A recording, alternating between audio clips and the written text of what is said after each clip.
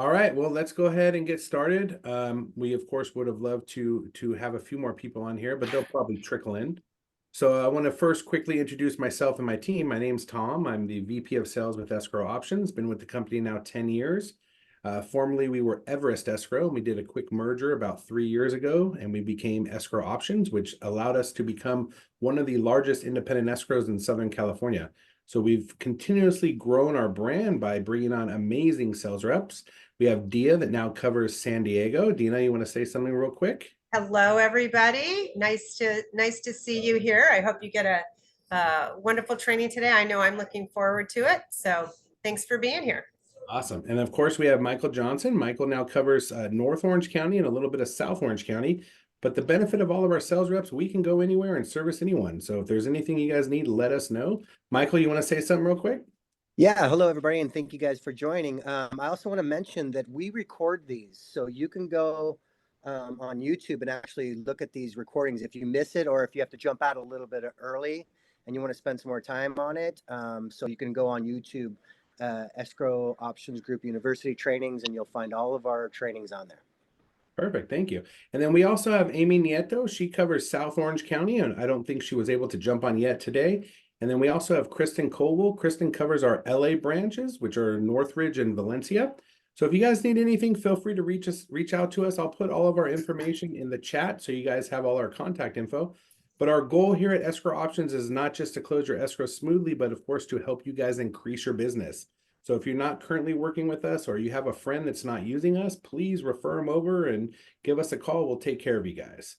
Today, I have the benefit of introducing our amazing speaker, Jake Youngs. He is an instructor for Tech for Real Estate, or Tech for RE. He's been a great speaker before in the past for our sister company, Rock Title. So we wanted to bring him on today to talk about how to build your brand and foster value connections. Jake, go ahead and take it away. Awesome. Well, happy Friday, everybody. So good to have you all with us. I'm going to go ahead and toss my screen up here so you guys can all see what I've got going on. Bear with me one moment while I get this all put up over here and move my stuff around real quick. So we're going to be going through what is essentially our All Social Media for Realtors course, which is just kind of a, I guess for lack of better terms, a smorgasbord of social media stuff. Covering what you can do on the various platforms, what times of day are best to post. Usually this course is a 1 hour long CE class, but there's going to be a little bit of stuff getting cut out of this thing. So I should hopefully have us done and out of here before 2 o'clock. So probably around like 1:50 to 1:55, we should be wrapping it up. But without further ado, let's go on ahead and jump into this. Just to introduce myself once again real quick, my name is Jake Youngs, and I am one of the amazing instructors here at Technology for Real Estate. And I've been in the real estate industry since May of 2020, so a good little period of time now, and absolutely having the time of my life doing everything that I'm doing. And it's absolutely awesome having you guys all here with me. I've been working with technology and various devices since I was about 3 years old. For those of you who remember the days of Windows XP and VHS tapes, what a good day that was to grow up in. But even so, I still do a lot of stuff with technology to this day and age, whether it be live production, real estate technology, photography, videography, you name it, I do a little bit of it. So I'm kind of all over the place. Now, social media platforms, there's such a wide variety of options that you can pick through and so many different platforms that you can play around with. It's kind of hard to figure out which platform is going to be the most effective platform for you to use for your business. So let's break this down a little bit more in depth. Some interesting statistics for you, and I always love using statistics in my class because it gives you ideas of the numbers of people or the numbers of things that you're working with and how to work with them. Right now, the world population, as we'll see momentarily, is just over 8.1 billion people. And right now is about 4.48 billion people that are currently using social media worldwide, which is more than double from the 2.07 billion that we saw in 2015. So we have seen a lot more people migrating into social media platforms and slowly but surely adopting it throughout the course of the last several years. The average social media user, as of right now, is interacting with about 6.6 various social media platforms on a daily basis, which isn't very hard to do. When you think about it, you've got Facebook, Instagram, Snapchat, Twitter, TikTok, so many different platforms that you can interact with right there. I mean, that's 6 of them right off the top of my head, not to mention other smaller options like X, or you've got Pinterest, you've got Nextdoor, so many different options that are totally available that you guys can use. And yes, hang on one second. All right, so anyways, continuing on with this. The social media growth rate, as it's hanging out right now, is since 2015 an average of about 12.5% year over year.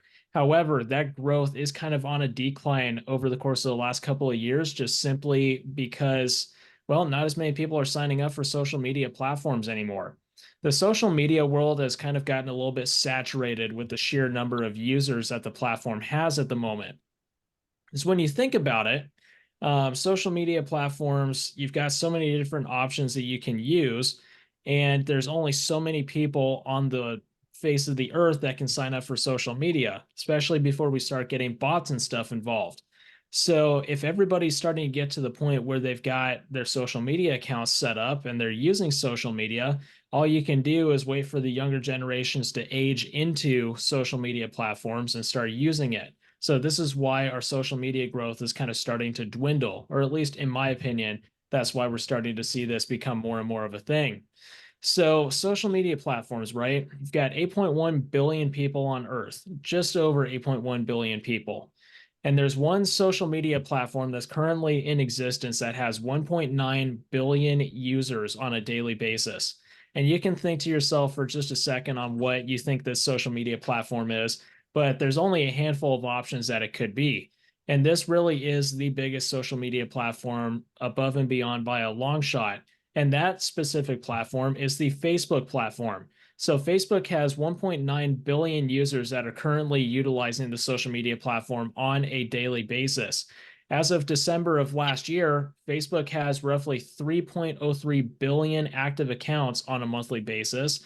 And to be specific, 1.96 billion users on an active daily basis. So that's a lot of people that you have the power to reach out to over social media. Now, breaking that down even further into the metaverse, Facebook Messenger in and of itself has roughly 931 million users as it currently stands. So plenty of people that are currently using that as a means of communication, whether it be in their businesses or in their personal lives. But in order to be able to use a Facebook Messenger account, you have to have a Facebook account. So that's where all this stuff comes into play. But just because you have a Facebook account doesn't mean you have to be using the Messenger platform. Now, along the same token as that, Instagram, their messaging platform, also got merged in with the Facebook Messenger platform. So now it's all one in the same, which actually perfectly steamrolls me directly into Instagram. And Instagram, as of right now, is currently tied up in the 3rd place position as the most popular social media platform on Earth. So Instagram right now is hanging right around 2 billion active users. We'll get to exact numbers here momentarily. And technically is the 4th largest social media platform, but it is tied for 3rd place. This is the social media platform that my generation really grew up with, whereas Facebook is mostly an older demographic at this point. However, a lot of that older demographic that was on Facebook is starting to kind of shift away from Facebook and starting to go over to an Instagram platform, just because there's so much newer content that's getting posted on there on a frequent basis. So it's very easy for people to jump on there and get their fresh feed of content. Right around the same position as Instagram, we see WhatsApp coming into play with 2.26 billion active users. Now, WhatsApp is mostly useful for the real estate profession for contacting and communicating with people overseas. So this is primarily for, let's say, for example, you're working with a buyer or a seller that lives in Canada and they own a second property here, or they're looking to purchase a second property here. This would be a good way of communicating with them.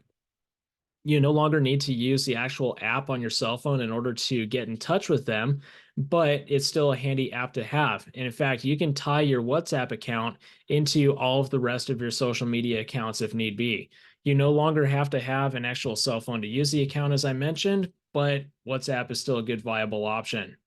Some other stats that kind of back up the usefulness of Meta, at least when you think about it, is the fact that Meta owns Facebook, Instagram, and so many other different brands.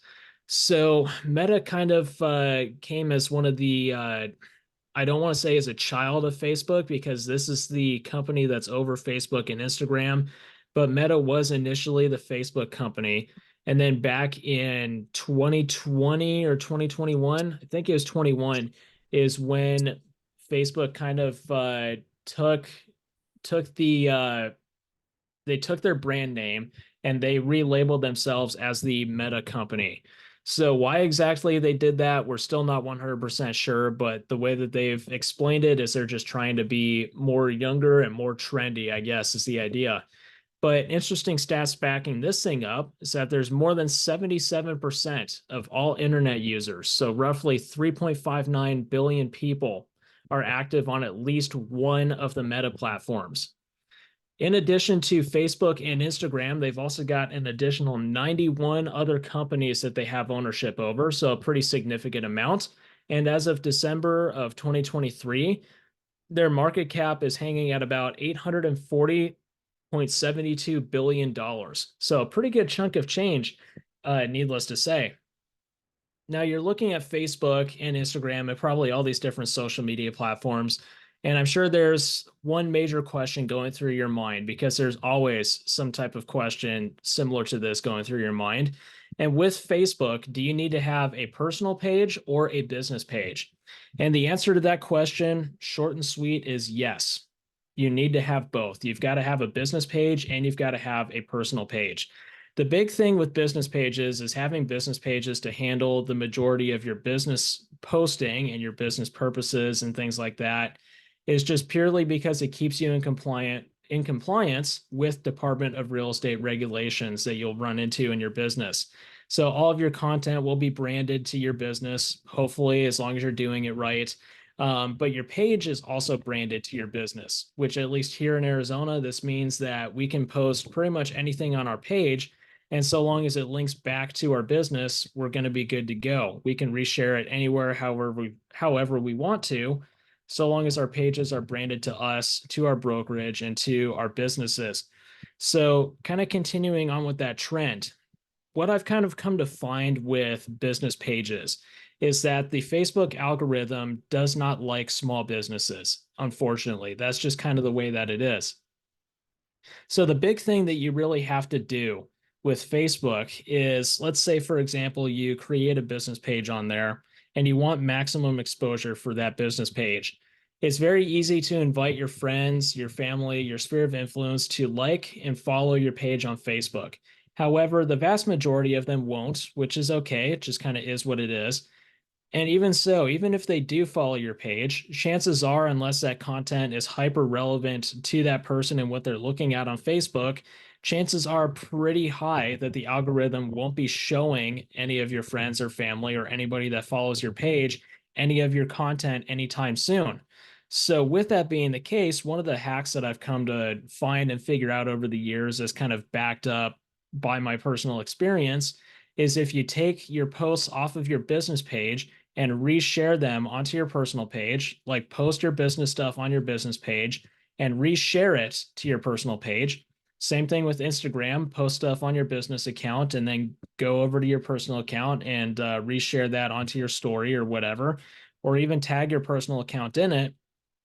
You're going to get a good bit more exposure than what you would have gotten if you had have just left the business page alone sitting by itself. So even so, with business pages, we'll get into it a little bit more later on. Once again, you want to repost business content and personal content onto the page, whether it's an original post that you're posting or something that you're resharing from somewhere else. And actually, at this point, the ratio right now, I believe, is hovering at about an 80-20 ratio is the good number I've been given. So roughly 80% of the content that you're sharing on your business pages should be personal content, and only 20% of it should be business. However, social media platforms are not limited just to the Meta platforms. They're not limited just to this.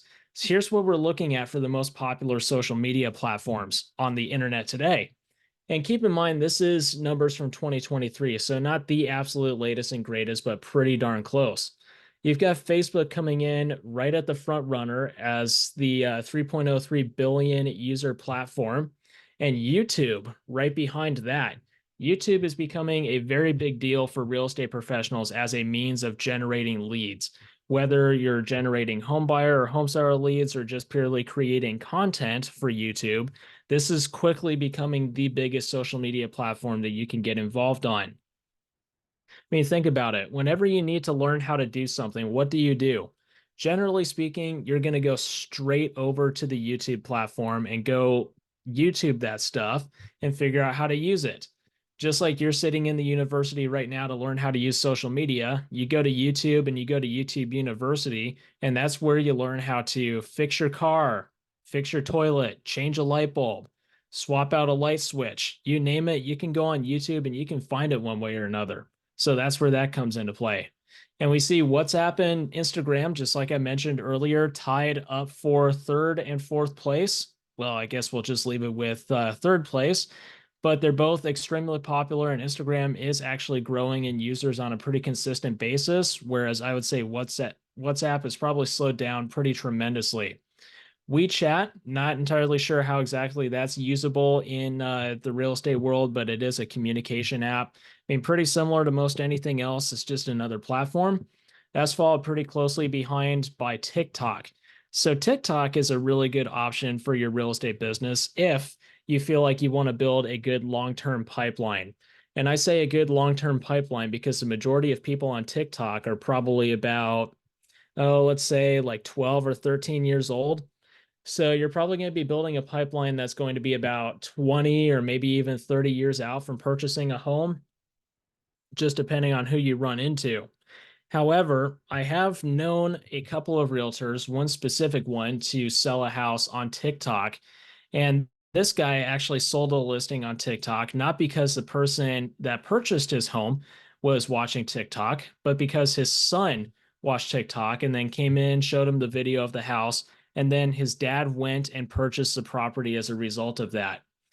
Actually, interestingly enough, to go along with the TikTok category, so the biggest increasing demographic on TikTok right now is people between the ages of 40 and 50. That's the most popular demographic on there as far as new users goes. So clearly the older demographic is jumping in on this trend and saying, I need to go see what's going on the TikTok world because clearly there's something popular about it. Let's go see what's going on. Now we're followed up by Facebook Messenger, Telegram, another communication style app. You can broadcast stuff out to everybody who follows you, or you can also private message people. Snapchat falls in line right there. Snapchat, maybe not quite as useful for marketing your real estate business, especially since it's made primarily for communicating with individuals. I know you can do groups communication on there, but that's an option. And Douyin also comes up on that list. Additionally, some more platforms for you to take into consideration for your business are number one, Pinterest. Pinterest coming in with 445 million active users. Pinterest is primarily getting used by moms looking for crafts for their kids or looking at crafts for their home or something like that. So you're not going to be getting a ton of like guys looking at the Pinterest platform. But where this is handy is if you have a blog website that you create a lot of blogs for, take that blog and reshare that on Pinterest, especially if it's something like something crafty for the home or whatever the case may be, reshare it on Pinterest, and that's going to be your most effective platform for that. LinkedIn, networking app. We all know what LinkedIn is, primarily for building connections with real estate professionals in other states or other places. That's where that comes into play. We have X, previously known as Twitter, which is still, it's a good social media platform for marketing your business, but it's not the absolute world's greatest for it, especially being that you're limited on the amount of content that you can put within one specific post. Snapchat falling back on our list once again. Reddit, that's a super niche market, but that's more so for people looking for how-tos and different types of communication. Nextdoor, which is what I love to call the nosy neighbor app. That's really good for doing local networking, especially especially if you do farming within your specific neighborhood that you live in. That's where Nextdoor is going to come into play, because you can keep yourself in touch with all the other people that live in your neighborhood. Lastly, there's also an app called Clubhouse. Haven't ever really used that before, but it is a thing. So all that to say that essentially there is no shortage of social media platforms with which you can use to reach out to people over short or long periods of time. And talking about short and long periods of time, the big thing you need to know about people in general, but especially people on social media, is that people will work with you if they know you, if they like you, and if they trust you. So when you're getting on social media platforms, you have an opportunity to build a virtual relationship with somebody that you probably never would have gotten access to work with otherwise.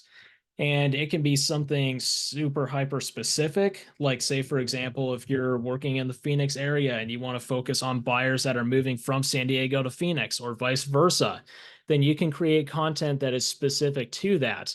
In fact, if you're focusing on YouTube, that's the best thing that you can do, is get hyper specific with your content.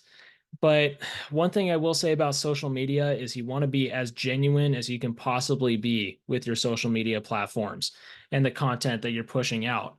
You don't want to be that person that's creating social media content that doesn't quite reflect your true personality and what people really truly, well, what you really truly want people to know about you.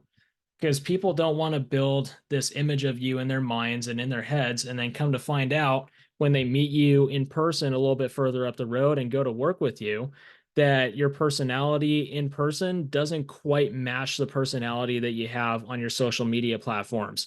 So I say all that just to say, watch out very closely, because things can get kind of interesting with that if you're not going to be genuine on your social media platforms.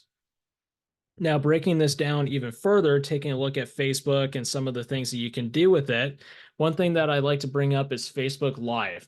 And this thing with Live doesn't apply just to Facebook. This is for Instagram, this is for YouTube, this is for any other platform that you can do a live stream on, but especially on Facebook and Instagram.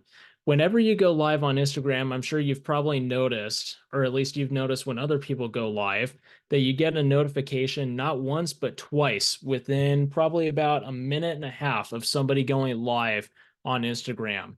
This is massively beneficial for you because it's another means of getting in front of some people, especially when you're doing open houses. You need to be doing a live video when you first get to the property, just doing a live look at the house and some of the cool features that it has to offer, as well as giving people a reason to come into the home. Now, granted, generally speaking, the vast majority of the time, your buyers, or at least your sphere of influence, are probably not going to come to an open house just because you did a live video of the property, but it does help. What this does is it gets you extra exposure in front of your clients, in front of the people that follow your social media pages, reminds them, oh yeah, this guy is doing something real estate related. This is pretty cool. Let me go check out and go see what he's got going on his page. It just keeps you in front of them. And that right there, I think, is the biggest use for your social media pages, is just simply keeping yourself in front of your sphere of influence and in front of your database. Now, you're probably wondering what you should be posting on social media. Well, number one, listing content.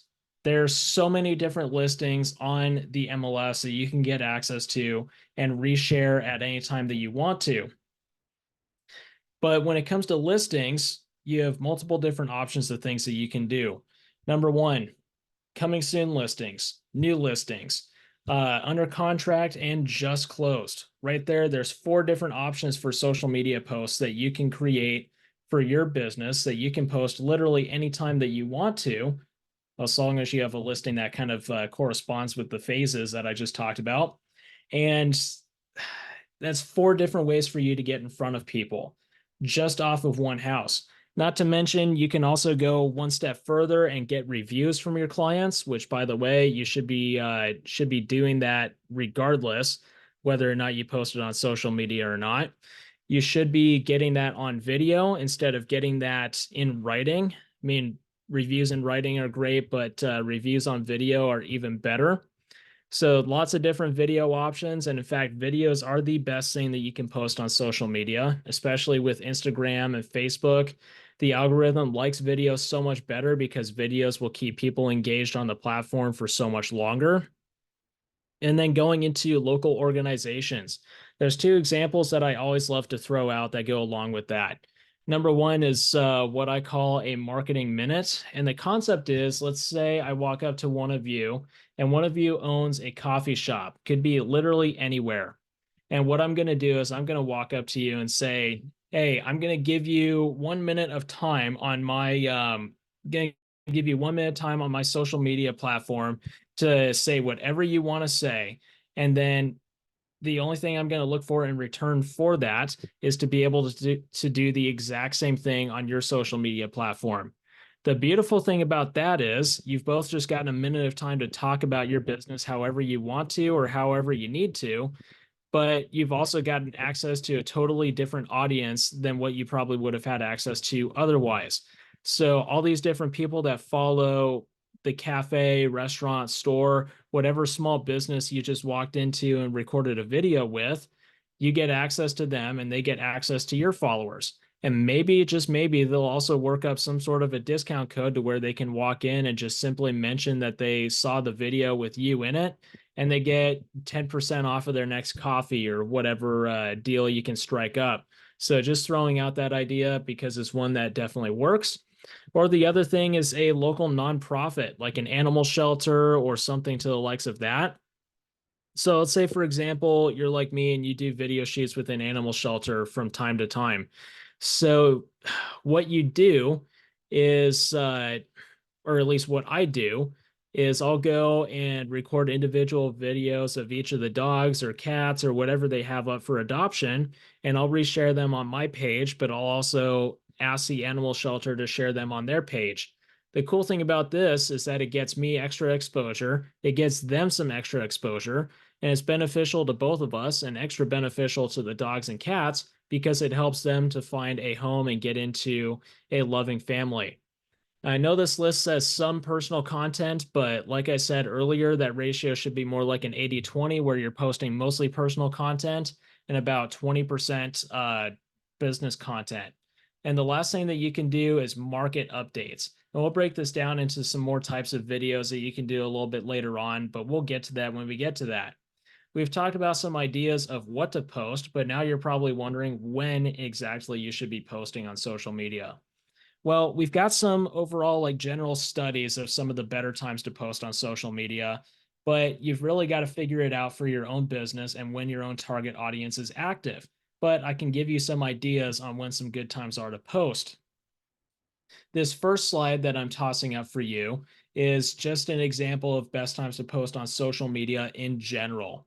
So we've got this whole rundown: Mondays, Tuesdays, Wednesdays, Thursdays, and Fridays, best days to post, and then they've all got their own times. The worst days to post on social media are Saturdays and Sundays. You would think the days that everybody is off of work would be the days that everybody would be chomping at the bit to check out what's going on social media. Well, unfortunately, that's not quite the case. You notice that everybody is checking their social media primarily when they're at work. You notice social media activity first starts to kick off probably right around 9 or 10 in the morning when everybody's clocked in at work, and they're starting to take their 30-minute bathroom breaks to do their initial social media scroll of the day. That's when the activity starts to tick up, but then it starts to kind of disappear and dissipate right around 1, 2 o'clock in the afternoon when people are starting to get done with their lunch breaks. However, this right here is just for social media platforms in general. We can break this down even further depending on the individual platform. So first one up is going to be the Facebook platform. And this is kind of a good graph to convey what times are the best to be posting on there. The areas like this right here, the ones with the higher engagement on them. And you can see kind of a similar trend. 8 a.m. to 1 p.m. or 2 p.m. are the best times to be posting on Facebook. And you notice as soon as that clock hits about 5 or 6 in the afternoon, how the interaction on Facebook starts to slowly but surely dwindle down and just kind of get rid of itself. So not only on Facebook do we see this, but we also see this coming up with Instagram as well. So very similar timing trends, but also maybe a little bit later on in the day, just depending on what day of the week it is. And by the way, related to Instagram, if you're getting serious about creating reels for Instagram, the best time of the week to post a reel on Instagram is between 3 a.m. and 6 a.m. on a Monday morning. Kind of crazy to think about, but the logic behind that is that when people are first waking up in the morning and they want to get their first scroll in before they go to work, this is why people are checking Instagram right there around that time. So super busy time to be posting on there, but I digress on that point. Next up is Pinterest. So Pinterest, to the point that I was making a few minutes ago about Pinterest being primarily moms with kids looking for craft ideas or home renovation ideas or whatever the case may be. Well, this kind of matches up with what I was saying earlier. Pinterest is all over the place as compared to Instagram and Facebook and the other platforms that you have access to. This one has a couple of consistent splotches throughout the day that are busier than others. And you can kind of see this trend right here when the kids are going to school right around 8 or 9 in the morning. Activity starts to pick up and then it falls off later in the afternoon and then picks up into the early evening. And then all through the night, there's going to be activity on Pinterest. So it's kind of all over the place. But this really just kind of backs up what I was saying about these times being busier with kids, busier taking care of families. So it can be a little bit more difficult to check social media when you have the kids around. And last one that I will toss up is X. So what used to be Twitter, demographics and timing really hasn't changed ever since Elon Musk purchased Twitter a couple of months ago. Actually, I think it's about a year ago now. Everything still stayed pretty much the same. It's just got that one central core of best times to post on the platform. And this is what it looks like. All right, so that's the rough rundown on what times are best to post. Breaking this down into even more types of posts that you can create for your social media platforms. Number one, you've got your photo posts. So carousels, albums, things like that. Anything that's not a video would go down inside of the photo posts. Photo posts are kind of starting to lose their traction. Everybody wants videos in this day and age. In fact, videos, like I was saying earlier, as far as the algorithm is considered, are the biggest deal and they are the most popular type of content that you can put on social media platforms. In fact, for that matter, videos and Instagram initially had it within their inner workings so that by 2025, they would have nothing but videos on their platform. Now, I don't know if that's what they're still working for. It doesn't kind of seem, well, let me rephrase that. It does seem kind of like that's what they're going for, but I'm not entirely sure at the same time because they really haven't said anything about going to a video-only platform for the last couple of years. So we'll kind of see how that plays out over the next little while. And stories are also included in this too. Stories are the 24-hour short form or short-term content rather. So if I were to post a video right now, or a story rather, at 1:38 p.m. in the afternoon, 24 hours from now at 1:38 p.m. on Saturday, that post would be gone. So it's only meant to be something short term. The idea behind this is basically just creating a post about what's going on right here and right now, just to share it with your friends and with your family members or whatever the case may be. Now, talking about some of the other types of videos that you can create, this is where there's so many different options that you can take and run with. Number one is your personal family videos, any new videos, as well as videos that you have converted. So think about it. We create videos all the time. We all walk around with a cell phone that we can use to create content literally at any time that we want to. Whether we're creating it to post on social media, to post on YouTube, or wherever the heck it's going to go, we have that ability to do that. But we can also pull older content from VHS tapes, from DVDs, or whatever we can pull stuff off of, and we can convert all that stuff to a digital file and upload that to YouTube or any other social media platform that we're perhaps using. Now, going back to listings, open houses, and just sold content, I'm sure your brokerage has plenty of listings available, or at the very least, your MLS has plenty of listings available that you can either, number one, share photos of, or you can even go and do virtual walkthroughs of the property. So walk through the home and record a video of it to be shared onto social media, essentially. That's your first option there. But also by the same token with the listings, you have to include neighborhood highlights. Neighborhood highlights are one of the biggest deals that you can do. Because going back to that concept of no longer being able to sell just the listing, you have to sell the neighborhood about it, around it. So local neighborhood highlights, including parks, attractions, local stores, restaurants, you name it, that's all stuff that you can find and very easily include within your video content. And that also rolls into the About You videos. So the About You videos are really simple. It's literally videos about you as a real estate professional. What do you do in this day and age? Especially with all the questions, comments, and concerns that are coming up with all of the lawsuits and stuff going on with the NAR. It's massively beneficial to create a video about you, especially a day in the life video, so people can understand what exactly it is that you do as a real estate professional. Following closely behind that would be a market update with a listicle on it. So market updates with listicles, kind of an interesting idea. What these things essentially are is a top 5 or top 10 style video. So let's say if you were to create a video on the top 10 neighborhoods in such and such area that you can purchase a rundown home in and get the greatest return on investment. That's kind of what we're going at with this. This also rolls into home buying and selling tips. So whether it be tips for first-time home buyers, first-time home sellers, second-time home buyers, people looking to purchase a resort property, you can also shoot videos with your loan officer and with your title rep or whatever business partner you can find, and record like various Q&A videos just to get extra content and extra exposure for both of you guys. I can guarantee that you can ask every single lender and every single title rep you know, and not a single one of them will turn down the idea of going on video and answering questions so that they can get extra exposure, because it's another opportunity for them to build that virtual trust with somebody else that they would not have access to otherwise. This is why it's beneficial to them and it's beneficial to you. Going back to that concept of client testimonials, every time I close a transaction with one of my clients, client testimonials come into play. I always pull them aside and say, hey, can I borrow you for 20 minutes or half an hour to shoot some content and ask you some questions about your thoughts and opinions on working with me? Unless that transaction went south, then perhaps that would not be one of the better ideas that I could employ, but it's still a thing that you can use one way or another. One other real idea that I'll throw out there for you that you can use is an idea that was given to me by another friend of mine in this industry.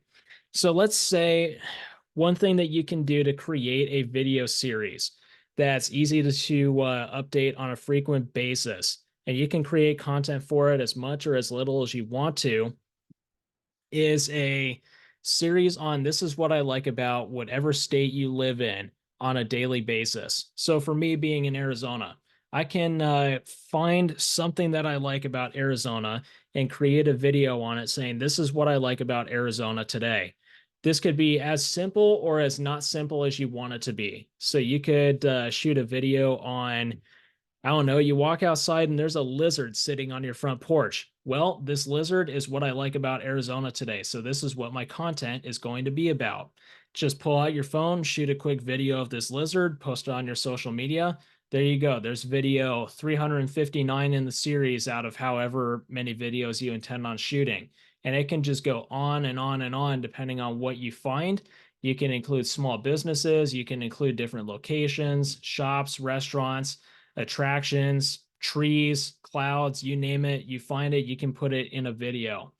You can do videos on real estate investing. You can do how-to guides and client comments on properties shown. Granted, not really the greatest for social media, but this is more so for helping your clients discern what type of property they want to purchase and which one sticks out the most to them. Talking about marketing strategies for social media, though, just throwing out a couple ideas. Not going to delve too deeply into this, but you're definitely welcome to grab an image of this if you want to, so you can reference this a little bit later on down the road.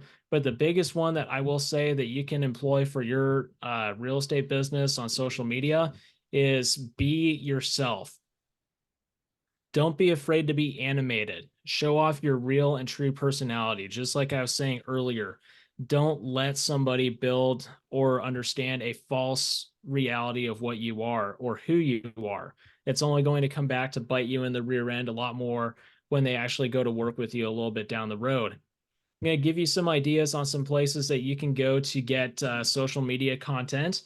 And the first one that I'm going to toss up for you is this website called Answer the Public, and I need a new browser tab for that.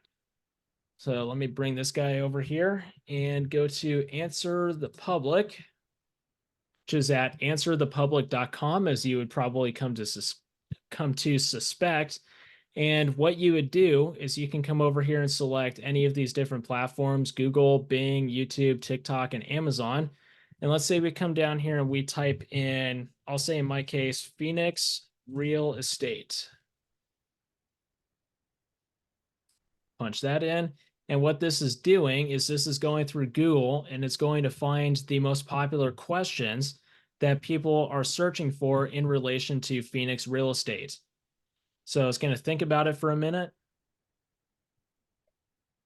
and then it's going to give me an answer. So we've got a couple of different questions that has fed me right off of the bat. However, I can create an account and I can get the rest of the questions that it thought up and found that go along with these. So like this one right here, will the Phoenix real estate market crash? Okay, so you grab that question and you go over to ChatGPT or Jasper AI or whatever other social media, or not social media platform, AI platform you use, punch it in and say, create a Instagram reel script based off of this question, and it'll just go with it from there. So that's a fresh way to create some content. Or you can just use ChatGPT in general and it can find content for you. There's other platforms available like Breakthrough Broker. Title companies usually have social media content, and Agent Crate to go along with that one as well. And in addition to that, the NAR has a couple of different social media campaigns that you can get access to and download some content from, like their TWWR campaign. You can scan this QR code right here and you can go download some of the various assets that they have available for social media. There's a lot of stuff from the years past that you can use, and still even stuff that you can find on there that they've actively been making. Or alternatively to that, they've also got this thing called Photify, which you can download on your phone, and all of the social media content that you create through this app will be branded specifically to you. Yes, it has NAR branding, but it's got your photo and it's got your contact information on it, which is super cool. I'll show you two other websites real quick, and then I'll be pretty much wrapped up. There's a couple of websites I've come to find that are super helpful for your social media marketing. Number one that I will show you is this website called igfonts.io. igfonts.io. And what this website does is basically it creates custom fonts for social media. So you see these custom fonts on social media all the time, and you want to be able to use them, right? What you do is you come over here and you can punch in whatever you need to put in. So let's say in this case, open house this Saturday, 11 to 2 in Scottsdale, just like this. So all you have to do is scroll down and find whichever font you like the most. So down, down, down. You can find a super weird one. You can find a cool one. Whichever one works the best for you. They've even got a whole bunch of other fonts that you can pull in if there's nothing in here that matches your needs. And once you find a font that's good, all you've got to do is just highlight over it like you do with any other text on your computer or on your cell phone. Copy it, and then you can just paste it into your social media platforms. You can put this into your Meta Business Suite. You can put this into your Instagram, directly into your Facebook. I'm not sure if it'll work on Twitter, but I know for a fact that this works with Instagram and Facebook for sure. Now, one other thing that perhaps you struggle with that I also struggle with every now and again is getting creative with my hashtags for my social media posts. So what you can do is come to this website called best-hashtags.com and look for social media posts on here. So all you have to do is, once again, I'll look for open house stuff, punch in the term open house, press enter, let it search, and it will give you the 60 most popular hashtags in relation to open houses, which, surprise, surprise, the most popular one is open house. So all you got to do is click on copy and then paste it directly into your social media app, either Facebook or Instagram, whatever you're using. Right now, Instagram has a limit of 30 hashtags to a post. But right now, the optimal number of hashtags for a Instagram post is 15 if you're looking for the most exposure that you can get. So with that being said, guys, I'll leave you with my final thought of the day. As always, technology will not replace realtors, but realtors with technology will replace the realtors without technology. Any final questions, comments, concerns, snide remarks, rude accusations, anything like that? Going once, going twice. Looks like we are pretty much sold on that. Awesome information. Thank you so much. I did a lot of screenshotting on there. There's some good statistics, my friend. Thank you for that. Yeah, great stuff to share. Absolutely. Absolutely. I was definitely happy to be able to jump in here with you guys, and definitely love to do that again. If anybody needs to get in touch with me, feel free to reach out to me over the phone or over my email. Always here to help you guys out. And this class and so many other ones are pre-recorded at techforre.com. So Awesome. Thank you guys for having me. Thank you Thank so you, much. Jake. I Jake. appreciate it. Yeah, appreciate it. Thank you, everybody. Everybody have a great weekend. Spread the Be safe. word. EOG University has a lot of great content for you guys. So let your friends know. Absolutely. Thanks, guys. Thank All you. right, guys. Have a good one. I'll see y'all next time.